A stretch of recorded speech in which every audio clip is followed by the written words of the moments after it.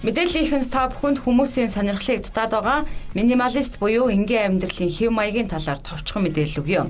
За минималист хэв маяг 1990-ад оноос гарсан ойлголт бөгөөд сүүлийн жилүүдэд хүмүүсийн сонирхлыг ихээр татгуулжээ. За үүнийг цөөн үгээр тодорхойлвол цомхон энгийн цөөхөн гэсэн үг. За харин минималист хувцсны шүүгэнд ямар хувцснууд байх ёстой гэвэл сонгосон 2-оос 3 өнгийн хувцснууд байх нь зөв гэсэн юм а. Тэгээ минималист стил бол ер нь өдөр тутамд бол маш их тохиромжтой.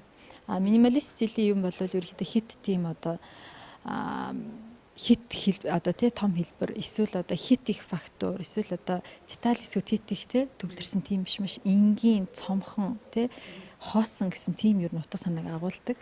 Тэгээ минималист стил бол өөрөө тийм завсрын хөвчлэн өнгөтэй ч юм уу байдаг ба ерөнхийдөө саарл эсвэл одоо тэмээний шаргал ч юм уу одоо кофений гэж ярьдаг штэ гоё шаргал ч юм уу ерөнхийдөө их тийм завсрын өнгийн юмнууд их байхад хооронд нас нь хослуулах нэг бол тийм сонгодог хослоод тэр ерөнхийдөө минималист стилээр хувцлая гэж байгаа бол тийм цул өнгөн дээр бас нэг ганц нэг гоё чимэглэх аксессуар брош ч юм уу зүйлт ч юм уу ороолтоор бол тэрийг маш гоё сонирхолтой болгож болно. Тэгэхээр яг минималист стил бол ер нь өдөр тутмын ажил хэрэгч хүмүүст бол ер нь их тохиромжтой. За ийм хэв маягаар хувцаслахад ямар нэг тогтсон нарийн дүрэн байхгүй ч цөөхөн чанартай хоорондоо хосолдог хувцас энгийн чимэглэлээр чимж өмсөж олно гэсэн юм а. За гэхдээ хүмүүс ер нь заавал минималист хэв маягаар хувцлахч биш, ер нь зөв сайхан хувцлал сурахын тулд нэг удаа ч болов стилист дээр очихыг зөвлөлөө.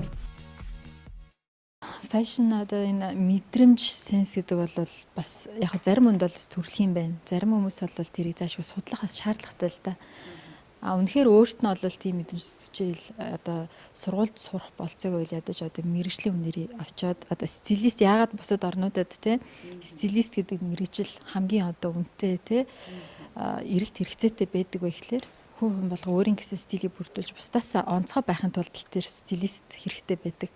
Тийм учраас мэргэжлийн үнээс ирээд нэг ганц хоёр удаа зөвлөгөө авчиж болж байна. За эсвэл одоо хэвлэл мэдээллийн аргаар одоо ямар мэдээлэл авах боломжтой болсон. Тэгэхээр одоо шинэ фэшн тренд 2018 гэхэд бүх мэдээлэлүүд гараад ирнэ. Тэрэн дотроос тэр юутай хослуулж जैन ямар өнгөтэй хосолж जैन тэр бүтээс ингээд мэдээлэл авах юм бол ер нь бол наазах ойлголттой болох бүрэн бололцоотой. За түүнчлэн энэ хавар зууны хувцас загварын чиг хандлаганд 1990-ад оны загвар эргэн ирнэ гэсэн юм. За тухайлбал өргөн мөртэй пичак, сул загварын өмд цамц, ирэнхээтэй пальто хөрөм зэрэг тренд болно гэлээ. За харин өнгөний тухайд хувцас загвар дах өнгөний трендээр он цагийг баримжаалвал сүүлийн 2 жилд неон өнгө хувцас загварт хүчтөрөн орж ирээд байсан бол за энэ оны хувьд тод өнгө тренд болох юм байна. За хувцас загварт хурц эсвэл завсрын ууссан өнгө өргөн сонголт байх болно гэсэн. За учир нь энэ хавар зун нэг эсвэл ууссан 2 өнгөөр дагнан хувцаслах нь мод болох нэ. Тод мэдээнд Уянга Даваатар.